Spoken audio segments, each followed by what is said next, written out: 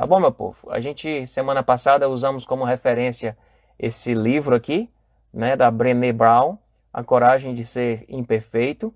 E hoje eu vou continuar usando também esse livro. Vou continuar usando também esse livro, dialogando, né, um diálogo desse livro, do que a autora fala com o Evangelho, né, com a mensagem de salvação, com a mensagem da cruz, com a mensagem do Evangelho tão claro nas Escrituras. Então a gente vai estar sempre dialogando com isso. E hoje o tema é como mostrar o erro sem envergonhar os seus filhos. Porque, meu povo, aqui para nós, né, é certo que os nossos filhos eles errarão.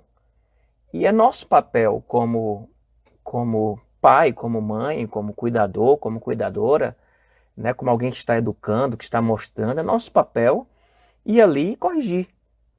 É nosso papel ir ali e mostrar, né, que aquilo que está sendo feito não está certo, que aquilo está errado, que isso não é condizente com, com os valores da família, não é condizente com aquilo que nós entendemos que é um valor de Deus, né, os valores de Deus, os mandamentos de Deus, as coisas que Deus colocou para a gente.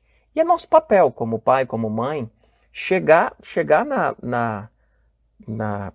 nas pessoas e tipo, nos nossos filhos, né? Chegar nos nossos filhos e exortá-los e falar para eles, não, isso não está certo, não faça isso, né? Não faça isso, né? Que é nosso papel fazer isso. A questão é, como que a gente faz isso? Porque existem maneiras diferentes de fazer isso. Você pode fazer isso com violência ou sem violência. Você pode fazer isso de várias formas. A questão é como que a gente vai fazer isso. E o tema de hoje é tentar fazer isso sem envergonhar os seus filhos. Sem usar a vergonha como um instrumento, né, para fazer essa correção, para fazer essa chamada de atenção. Né? Porque a vergonha ela é algo muito presente, né, em nossas relações. Ela está presente desde o pecado, de uma forma muito intensa. Lá no Éden, a gente tem a vergonha se manifestando de uma forma muito forte, no momento que vem o erro, que vem o pecado. Né? E temos na obra de salvação em Cristo uma condição assim, clara de Deus tirando esta vergonha. Né? E a gente conseguir entrar no Santo dos Santos pelo novo caminho que foi aberto pelo Evangelho.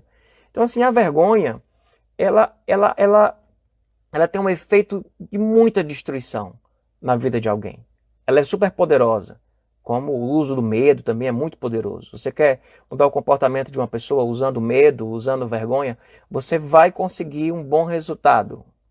A questão é de que tipo de consequência isso vai gerar na formação da pessoa que você ama, que você está sendo usado por Deus para construir essa vida, para participar da construção dessa vida.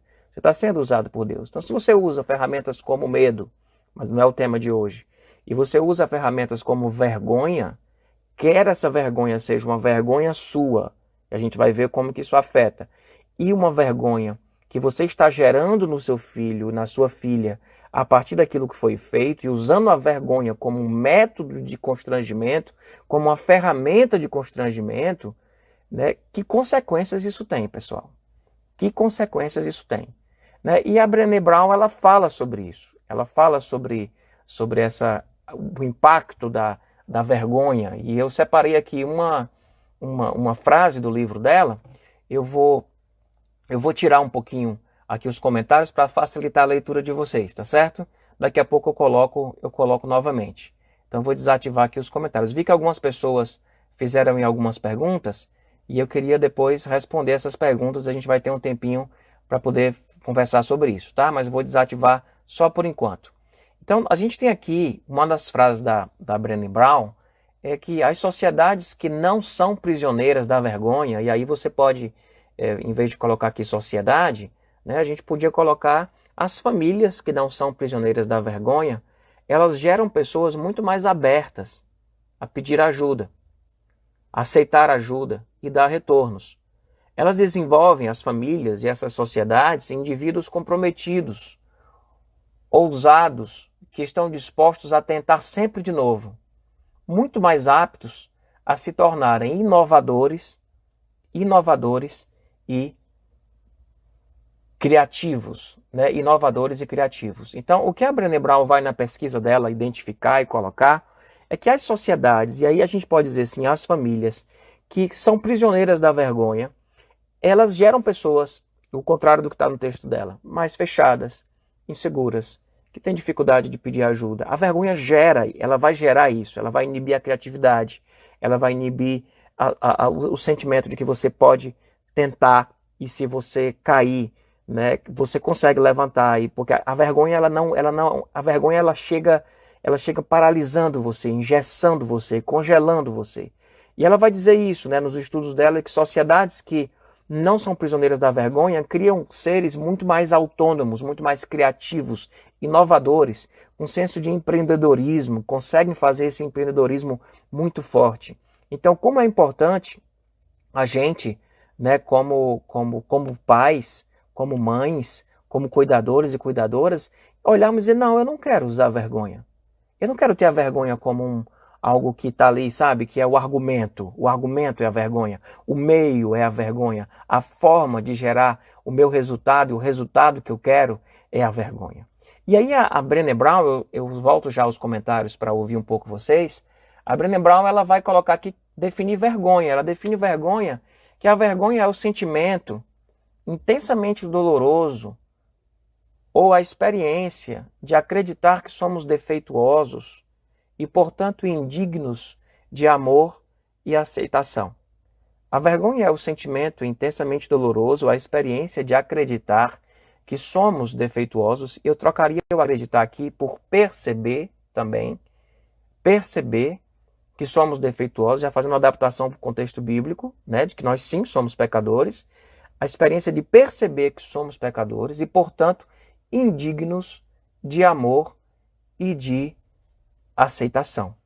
Indignos de amor e de aceitação.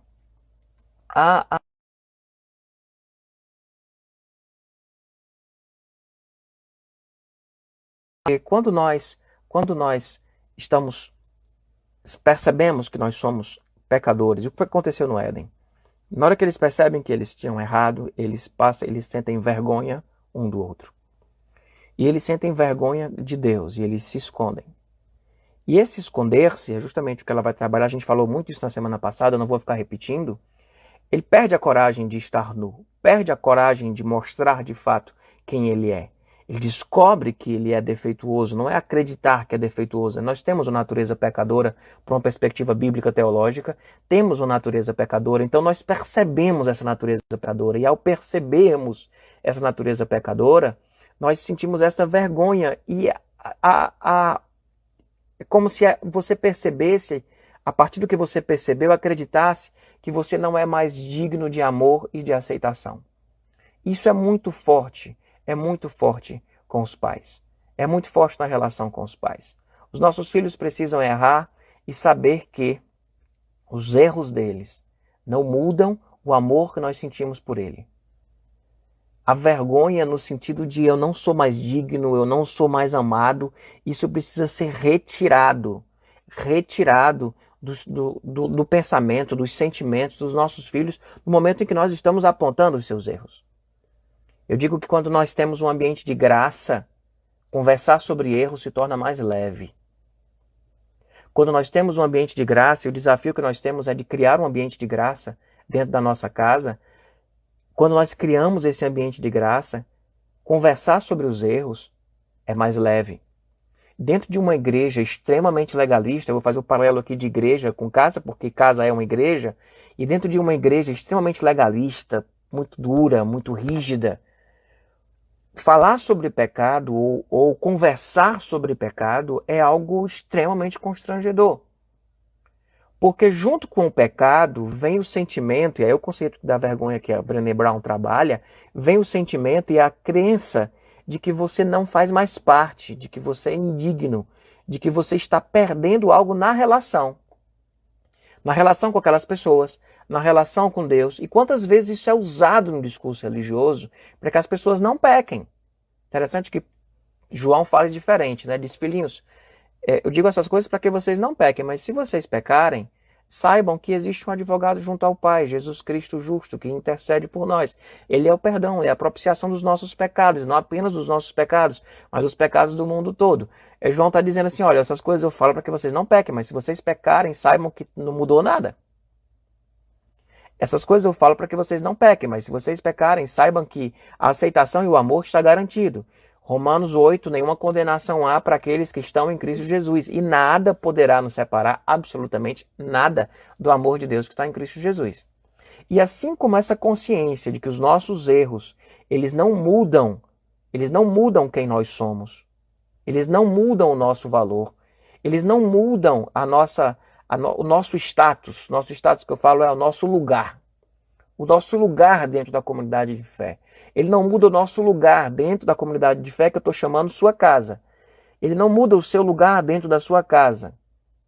Que os nossos erros não mudam o lugar. Como os nossos erros não mudam pela graça e pelo amor do Pai, o nosso lugar no reino celestial. Ele não muda o nosso lugar no amor e na aceitação do Pai. Os nossos erros têm outras consequências. Mas essa consequência, pelo sangue derramado na cruz, ele não tem mais. Então nós não mudamos mais o nosso lugar. O nosso lugar não muda quando nós erramos. E o que a vergonha vem colocar é que quando você erra, você muda o seu lugar. E se isso era realidade no Gênesis, se isso era realidade lá em Gênesis 2 e 3, no momento da queda em Gênesis 3, isso não é mais a realidade em Cristo Jesus. Em Cristo Jesus, nós, quando pecamos, nós não mudamos o nosso lugar com o Pai. Quando nós pecamos, nós não passamos a ser não amados, não aceitos. Isso não está mais em xeque, isso está resolvido. E aí, numa comunidade de fé em que há um ambiente de graça, as pessoas falam sobre os seus erros. Sem a vergonha, sem esse sentimento de perda, de aceitação e do amor. E é importante que dentro da nossa casa, quando nós conversamos sobre os erros dos nossos filhos, e apontamos isso, e pontuamos isso, eu não gosto da palavra apontar, porque ela dá a ideia de uma acusação, mas nós pontuamos, a gente vai lá e pontua, e diz, olha, isso aqui está errado, isso aqui você pode falar de uma forma até dura, firme, certo? Mas é importante que esteja garantido o lugar dessa pessoa. Que ela não tenha a vergonha no sentido de achar que ela muda para você a partir desse erro. Porque quando a vergonha nos domina, e a Brené Brown fala sobre isso, e o Gênesis 3 fala muito sobre isso. Quando a vergonha nos domina, o que é que nós fazemos com os nossos erros? Nós queremos escondê-lo. Porque nós não queremos perder o lugar de aceitação e de amor. Nós transferimos os nossos erros para outras pessoas. Nós tentamos justificar os nossos erros, dando desculpas esfarrapadas. É o que nós fazemos quando nós estamos defendendo o nosso lugar de aceitação. Estamos defendendo o nosso lugar de valor. Quando o nosso lugar de aceitação e o nosso lugar de valor não precisa ser defendido, e aí quando eu falo sobre a graça, eu sempre digo que a graça ela gera ela tem um efeito que é muito constrangedor, que é as pessoas passarem a mostrar quem elas são. Elas mostram quem elas são. Eu até falo num capítulo que eu estou escrevendo um livro que está enganchado, e eu falo sobre a crise da graça, né? Porque a graça ela faz com que as pessoas coloquem os seus pecados para fora. E a gente começa a enxergar as fraturas expostas. Os pecados começam a ser conversados com naturalidade. E isso começa a ser colocado. E quando isso acontece, a gente fica às vezes numa crise, dizer assim, mas... E como igreja isso é muito comum, né? As pessoas preferem o discurso mais duro que leva a pessoa a colocar suas máscaras. E nesse ambiente de graça, dentro da nossa casa, no acampamento que a gente teve no ano passado, eu falei sobre algumas placas que a gente devia ter espalhado dentro da nossa casa. Para que a gente lembre que a nossa casa é um lugar de graça, é um lugar de viver o Evangelho. E uma das placas que eu mencionei na época foi pendure a máscara atrás da porta de entrada. É tipo, aqui você pode ser quem você é. E se existe algum erro para ser confessado, ou se existe algum erro para ser colocado, que nós possamos colocar isso num ambiente seguro da graça. onde um pai vai poder pontuar e a mãe vai poder pontuar firmemente aquilo que está errado, dando a segurança, que talvez não vai ser dada naquele momento, mas dar segurança, e vou já falar um pouco sobre isso, dar segurança para o seu filho, para a sua filha, de que aquilo não muda o lugar dele. Aquilo não muda o valor dele. E de que está tudo bem a gente conversar sobre o que está errado, e está tudo bem a gente ficar com raiva do que está errado. Que está tudo bem a gente pontuar isso de forma até enérgica. Está tudo bem a gente fazer isso. E existe a segurança do lado de lá de que isso não muda o lugar dele. Mas como fazer isso? Como fazer sem envergonhar? Como fazer isso sem você, destruir o outro? Sem você rotular o outro? Isso que serve para tudo, tá, pessoal? Vai ser para relação de filho, mas serve para relação de casal também. Mas a gente está focando hoje nos filhos. Como pontuar o erro e até precisar ser firme e enérgico, sabe? De uma forma que não gere vergonha, nesse sentido que a gente está falando da vergonha. Que é quando ela é uma dor dolorosa, como se você estivesse perdendo o seu lugar. Perdendo o seu lugar. Né? Às vezes, quando a gente vai corrigir os nossos filhos por uma raiva, por um descontrole, né? A gente fala coisas que são muito fortes. E a primeira coisa que a gente precisa é segurar isso. É tipo, frases do tipo, sabe, eu não quero ter um filho ou uma filha. Eu nunca quis ter um filho assim que nem você. Frases do tipo, você me envergonha. Frases do tipo, eu tenho vergonha de você, eu preferia que você nunca tivesse nascido. A gente, às vezes, em cima de um erro, a gente coloca uma emoção muito forte nossa. E tá tudo bem se isso for pontual, mas é importante saber que existe um dever de casa a ser feito para deixar o outro seguro a respeito do amor e do lugar que ele tem. Eu tenho um lema que eu uso na minha vida como pai, que para mim ele ajuda a manter esse equilíbrio. Que eu digo sempre, eu falo com a Ninha aqui às vezes, Ninha, não tem erro. Assim, não tem erro no sentido assim, vamos seguir isso aqui, que é o quê? Comunique o amor de múltiplas formas. Múltiplas formas. Comunique o amor de forma muito clara. Muito clara. E o segundo, corrija sempre que for preciso e necessário. De forma também muito forte.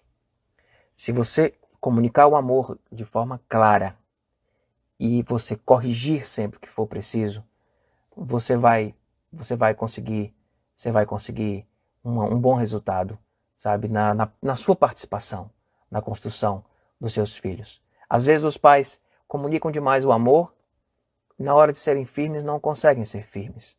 E tem pais que são muito firmes, mas que têm extrema dificuldade de comunicar o amor e garantir esse lugar de aceitação que nós temos em Cristo, que o Evangelho nos traz, e que a gente precisa levar isso para dentro da nossa casa.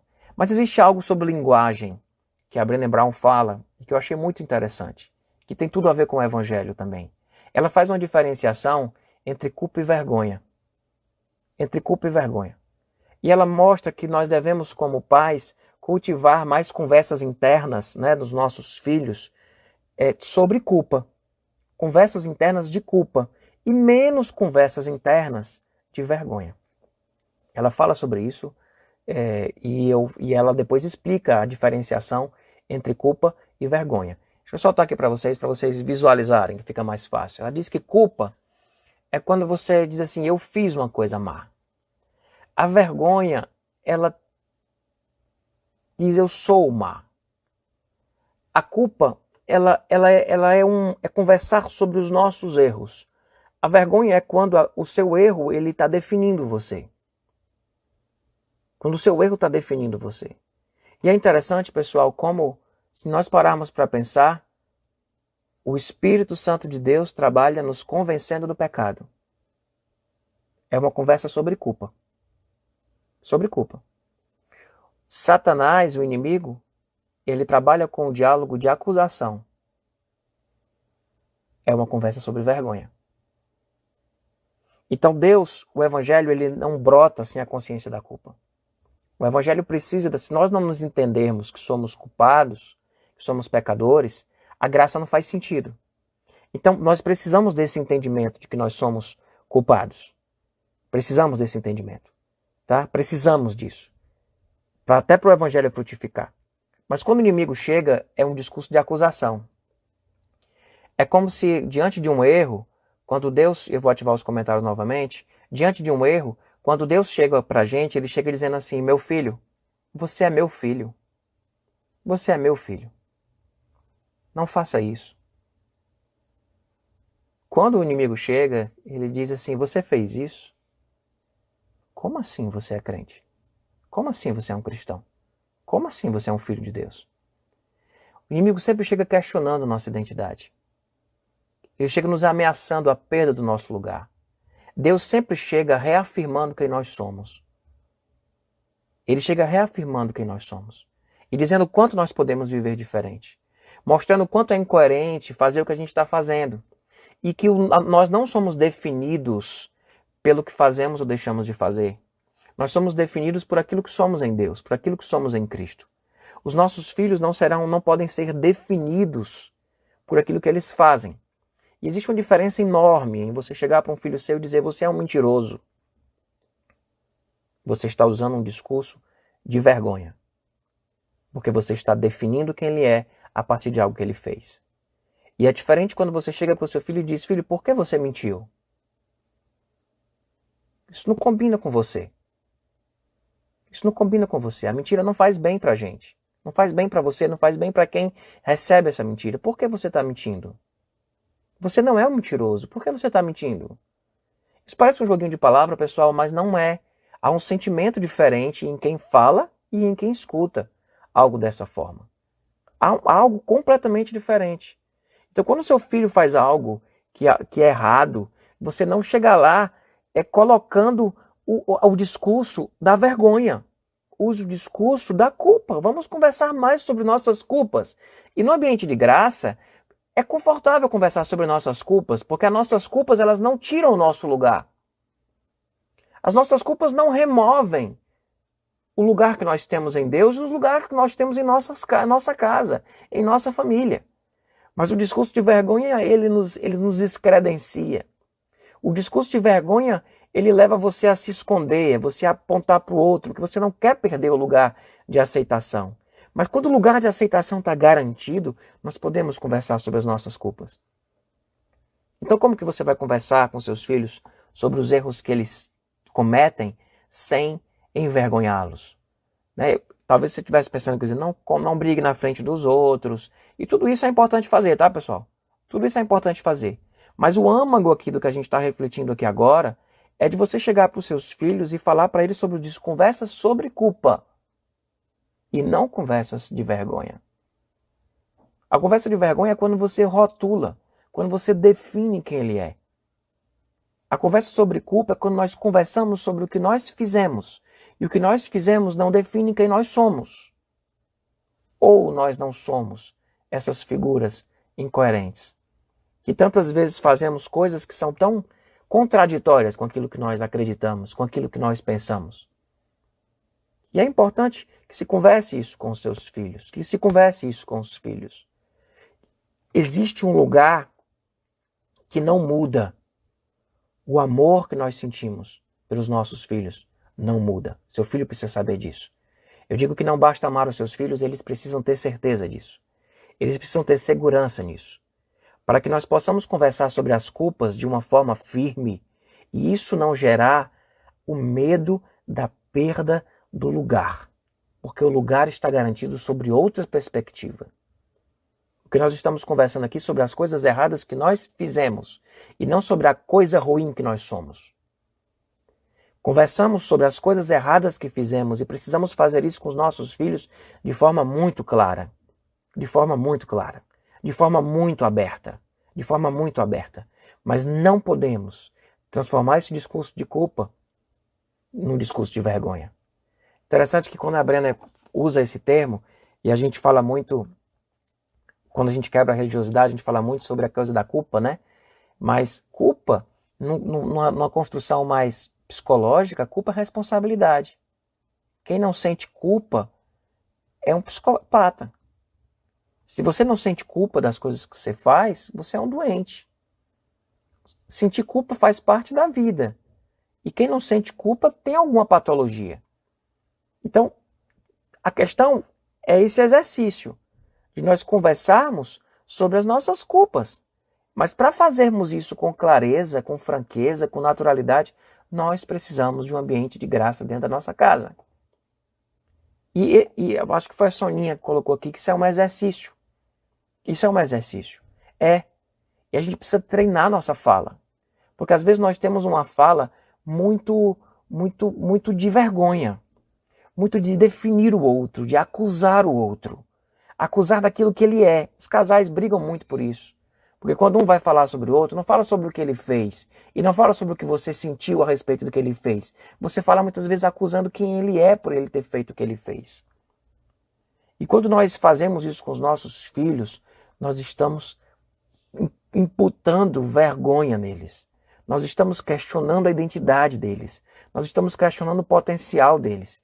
E diante de um discurso de vergonha, as pessoas fogem, as pessoas negam, as pessoas culpam outras pessoas, as pessoas dão desculpas esfarrapadas. Mas diante de uma conversa sobre culpas, num ambiente de graça, nós podemos trazer isso com franqueza dentro da nossa relação familiar. Nós podemos fazer isso com uma franqueza restauradora dentro da nossa casa, restauradora dentro das nossas vivências. Então nós temos uma tendência muito forte em termos um discurso muito mais sobre vergonha, conversas sobre vergonhas, do que conversas sobre culpas. Conversemos sobre culpas. Para você conversar sobre culpa com o seu filho, com a sua filha, com naturalidade, você precisa antes dar a garantia. Primeiro Jesus morre na cruz, e depois da morte na cruz e da garantia da salvação, a gente vem ouvir a obra do Espírito em nós, sabe, produzindo tanta coisa de convencimento de pecado, de mudança, de transformação. Mas primeiro vem a garantia da salvação. Primeiro vem a convicção de que o lugar que nós temos, ele não será perdido. Falando sobre vergonha, pessoal, eu tive uma experiência no começo do meu ministério com um casal muito, muito amado, né, que é um casal que eu amo muito, muitos temos uma amizade muito grande até hoje. E nós tivemos um episódio, eu era pastor bem novinho, eu tinha 24 anos, 24 para 25 anos eu tinha. E esse casal era noivo, eles iam casar mais para frente, e ela apareceu grávida. Ela apareceu grávida, a barriga dela ia começar a crescer, e eles conversaram comigo sobre isso é um tabu muito grande dentro de muitas igrejas, né? E eles vieram conversar comigo sobre isso. E quando eles vieram conversar comigo sobre isso, eles disseram assim: pastor, a gente vai passar um tempo sem vir. A gente vai passar um tempo sem vir.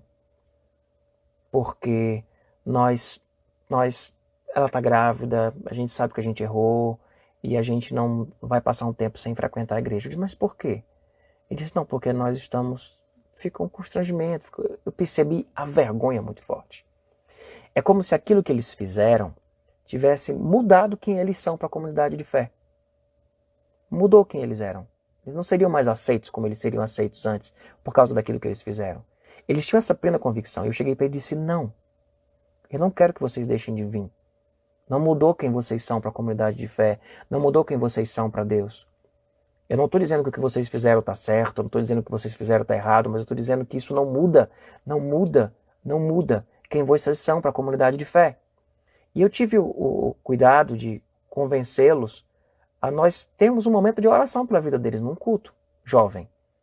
E era um culto jovem, e nós oramos para aquele casal, dissemos para eles que deixamos claro o que eles realizaram, e o constrangimento foi embora. A vergonha foi embora. Aquele momento de oração, alguns podem achar que foi um momento de disciplina. Não foi um momento de disciplina. Foi um momento de reafirmar diante da comunidade: quem vocês são pra gente não muda porque vocês erraram. Quem vocês são pra gente não muda porque vocês erraram. O erro de vocês não muda o lugar de vocês nessa comunidade de fé. O erro de vocês não muda quem vocês são em Deus. Isso precisa ser colocado para os nossos filhos, de que o erro que nossos filhos cometem não muda quem eles são para a gente. Não muda.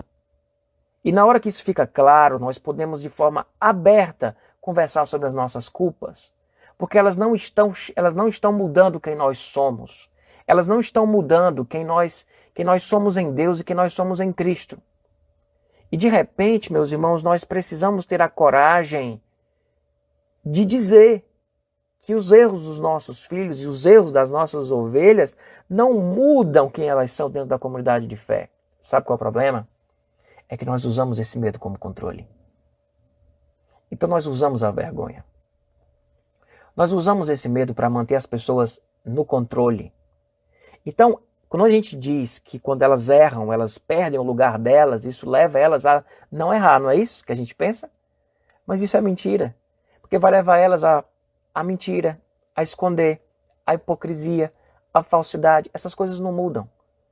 Só algo muda a vida da gente. É a graça de Deus derramada sobre as nossas vidas.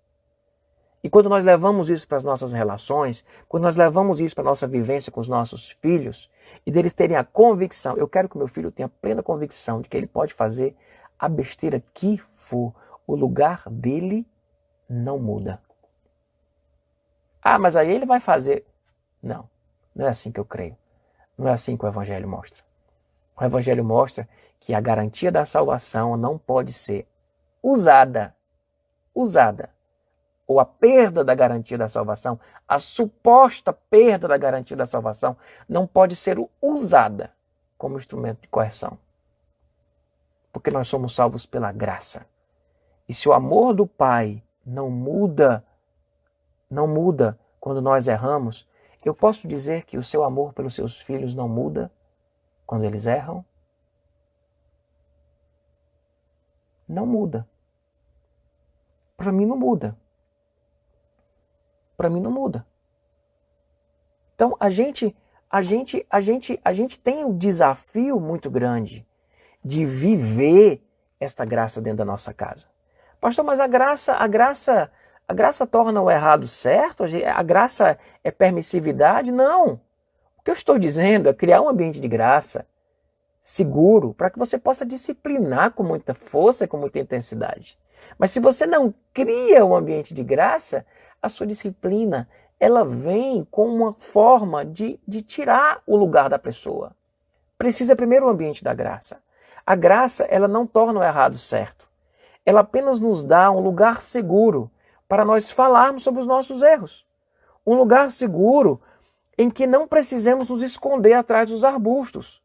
Um lugar seguro para que possamos conversar sobre as nossas culpas. Isso deve ser a vivência dentro de uma comunidade de fé, e essa deve ser a vivência dentro desta microcomunidade de fé chamada família, chamada sua casa. A graça não torna o errado certo. Não é, não, Deus perdoa, passa a mão na cabeça, não. A graça torna o errado nulo sob o ponto de vista de mudar quem você é, de mudar o seu lugar, de alterar a sua condição, de alterar a sua natureza. Nós continuamos sendo filhos, nós continuamos sendo amados, nós continuamos sendo aceitos, nós continuamos com o nosso nome escrito no livro da vida. E quando nós levamos isso para dentro da nossa casa e damos essa convicção aos nossos filhos, podemos ter conversas sobre culpas num ambiente, a palavra que eu vou usar, num ambiente duro, firme, num ambiente firme, mas leve, porque não tem a vergonha como elemento, como pitada, para tentar simplesmente mudar você. Para tentar deixar você com medo, e com medo você vai mudar. Às vezes a gente quer fazer medo para os nossos filhos. Medo para os nossos filhos. Quantas vezes a gente já ouviu história, pessoal, de que se fizer isso, sai da minha casa, não é mais meu filho, não é mais minha filha, eu não quero, você não é mais meu filho. Isso é terrível, isso é o discurso de vergonha, isso não é discurso de culpa. E um discurso de culpa sem a base da graça, ele não tem sua resposta. Então nós precisamos conversar sobre as nossas culpas em cima de um ambiente de graça. Em cima de um ambiente de graça. A gente, como pais, a gente precisa também ter a compreensão e a consciência de que às vezes nós estamos corrigindo os nossos filhos e falando sobre os erros deles a partir da nossa vergonha. A partir da nossa vergonha. Quando o seu filho tira nota baixa na escola e que você vai lá conversar com ele, você está querendo conversar sobre as culpas e sobre as responsabilidades? Ou você está com vergonha porque seu filho tirou nota baixa? Ou você está com vergonha do que você vai conversar lá na escola? Ou você está com vergonha, sabe, das coisas que você vai ter que explicar para as amigas, para os amigos, a respeito de notas, de boletim, do que quer que seja? Às vezes nós estamos corrigindo os nossos filhos simplesmente a partir da nossa vergonha. Motivados pela nossa vergonha.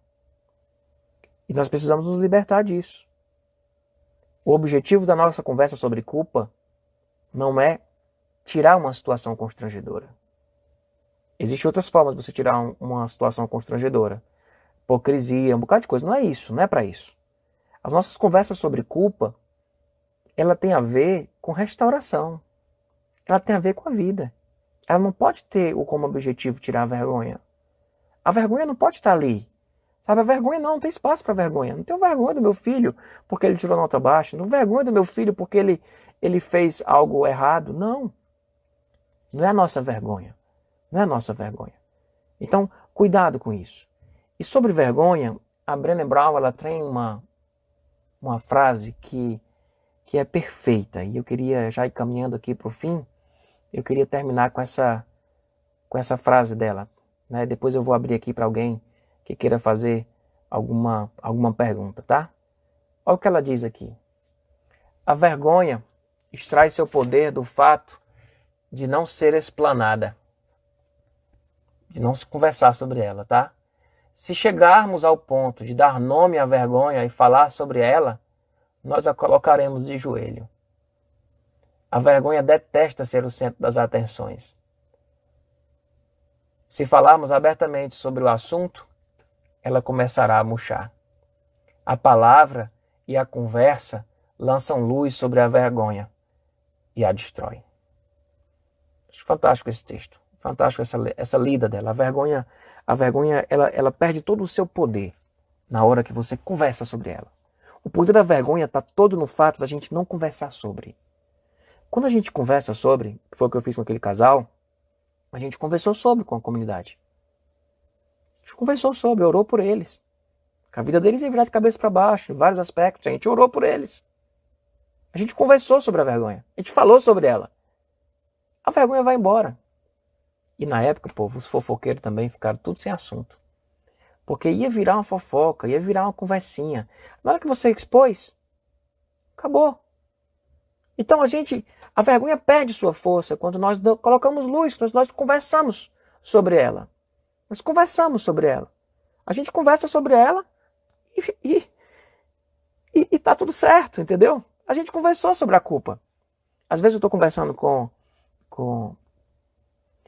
meu filho sobre alguma coisa errada que ele fez, e às vezes eu pergunto isso, filho, por que você está negando o que você fez?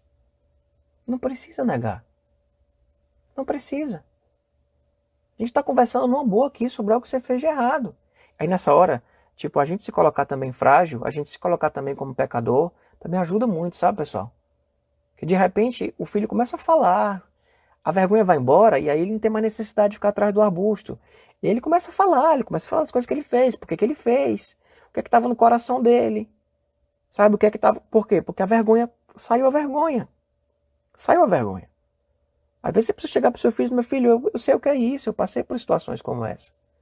Eu passei por situações como essa. Sabe, eu já me senti dessa forma também. Tem a ver com a vez passada, né? Ensinar seus filhos a falhar. Mas quando você conversa sobre o assunto, ele passa a ser algo tranquilo de ser conversado onde a gente está. Então que nós possamos, meu povo, na nossa casa, na nossa família, que a gente possa ter conversas sobre as nossas culpas com os nossos filhos, sobre as culpas deles. E que isso seja leve, seja firme, mas que seja leve. Porque o ambiente de graça deu um alicerce para conversar sobre as culpas na segurança de que o lugar deles não está em xeque. O lugar deles no seu coração não está em xeque. Isso não está correndo perigo. Isso não está correndo perigo. Ele pode até levar um castigo, ele pode até levar uma repreensão, ele pode até sofrer alguma consequência, mas o lugar dele está garantido. E ele não tem dúvida disso. E ela não tem dúvida disso. Então nós podemos conversar sobre as nossas culpas. Podemos conversar sobre as nossas culpas com mais tranquilidade, com mais franqueza. Amém? Amém?